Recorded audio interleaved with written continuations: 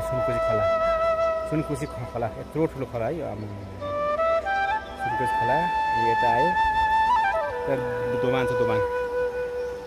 त्यो कुनामा आउँछ खोला त्यो चाहिँ इन्द्रवती नदी हामी अहिले दोलारघाट मुनि छौँ खोलामा त्यो दोभान छ म दोभान देखाउँछु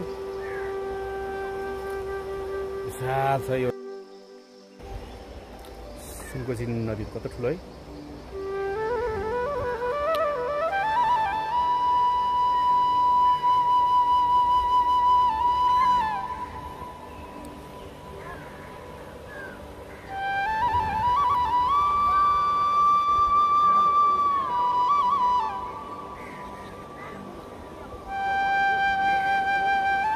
सुनकोशी नदी